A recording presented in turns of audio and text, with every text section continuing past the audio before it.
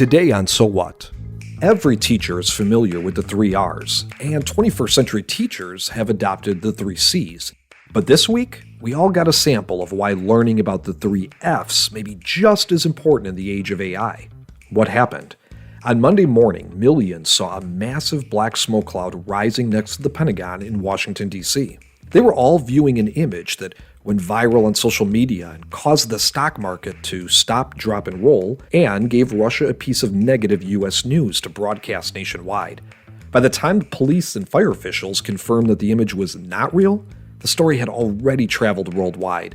So the media turned to journalists and technologists to explain what happened.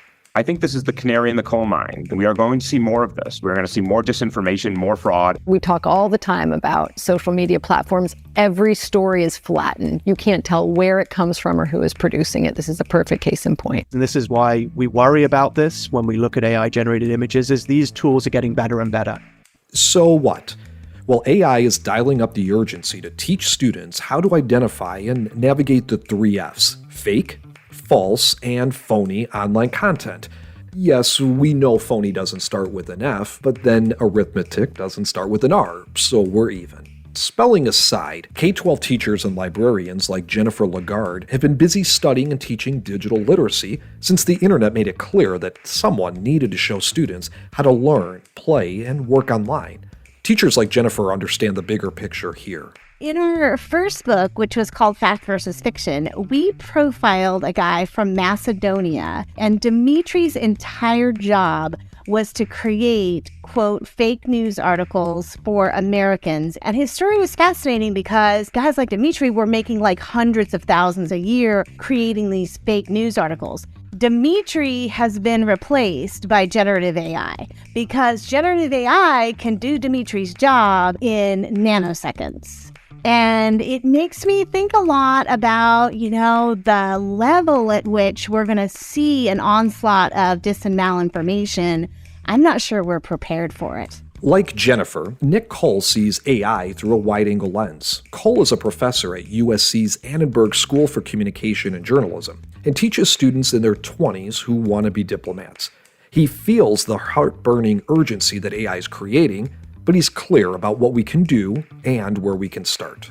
Just as I was thinking, we're mastering, we're understanding, we're literate about social media, along comes AI. So we have to go through a whole process of becoming media literate with a new way of communicating from scratch right now. And I think that could be done with kids much younger than with would-be diplomats in their early 20s. It's something that we can bring into very young classrooms or youth organizations too, scouts and so forth. Jennifer agrees. This is an area where I actually feel really, really hopeful. I think those littles are the best place for us to start with this work because we have immersed kids in like Hour of Code and Scratch games. So our kids can understand that there's someone behind that coding that, and people who write code have motivations.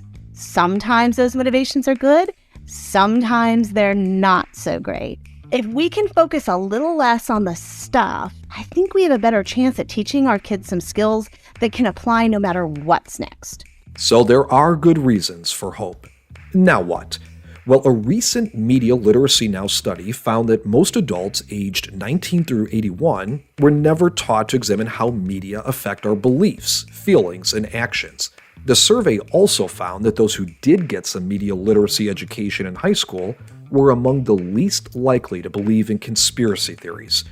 What's surprising is that 84% of those surveyed support teaching students how to identify and navigate fake, false, and phony online content. But less than 20 U.S. states currently prioritize it in schools. So what can we do?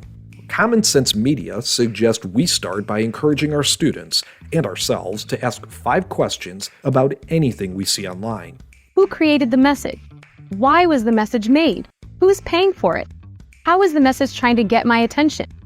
Who is represented in the message, and what can this tell us about the media? We'll give Professor Cole the last word. At these moments when new technology comes in, publics are particularly vulnerable to being manipulated. And the sooner they're literate with it and are on the lookout for being manipulated by it, the better. Next up, the AI summer surprise ahead. Cynthia J. Albee is a professor of teacher education and faculty director at Georgia's Public Liberal Arts University. She recently wrote, AI came on too fast for most faculty to do much of anything but grab for short-term solutions. So I thought that summer would be the time for exploring AI further. Now that we have some time, let's figure this out. But she's seeing signs that many faculty are choosing to ignore it. In a recent presentation, she found that about half of her attendees spent less than 2 hours or no time at all with ChatGPT. Why? Well, she calls most of what she's hearing now a December-era understanding of ChatGPT. It is easy to detect.